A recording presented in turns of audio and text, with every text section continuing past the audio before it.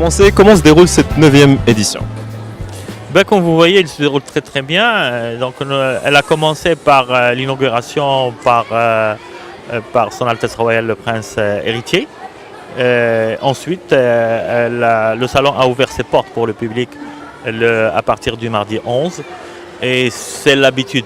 Donc en ce qui concerne l'affluence, on a une petite affluence le mardi. Le mercredi, il y a plus de monde.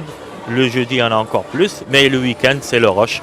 C'est le week-end que nous recevons le maximum de visiteurs. Alors le nombre de visiteurs, nous escomptons avoir un peu plus que 200 000 visiteurs pour cette année.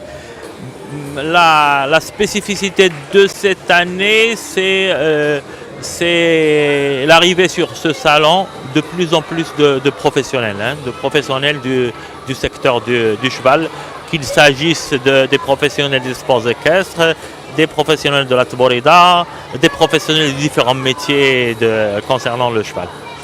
Cette année, c'est pour la première fois, nous allons organiser, enfin nous sommes dans l'organisation du Grand Prix de Sa Majesté le roi Mohammed VI de Taborida, qui se déroule sur 5 jours. Donc la compétition a commencé mardi, elle se terminera samedi. Il y a 15 équipes qui participent à cette compétition.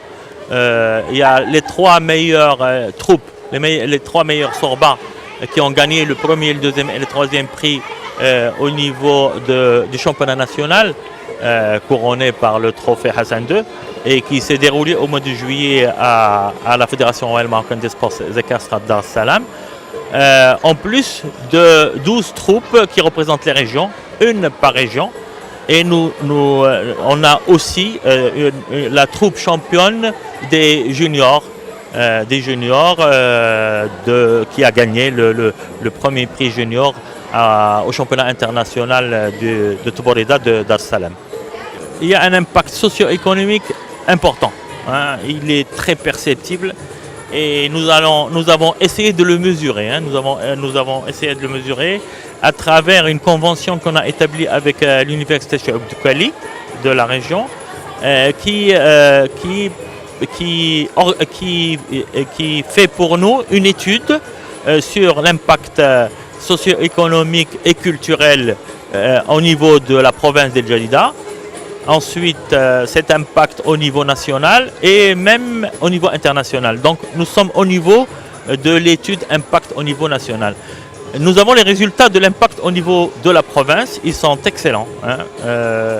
Ils sont excellents. Il y a une influence très très perceptible, très très sensible en ce qui concerne le développement de l'élevage des chevaux.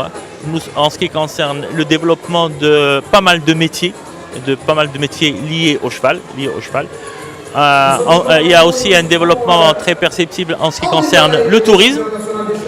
Cette période coïncide avec une affluence importante de nationaux, mais aussi d'internationaux.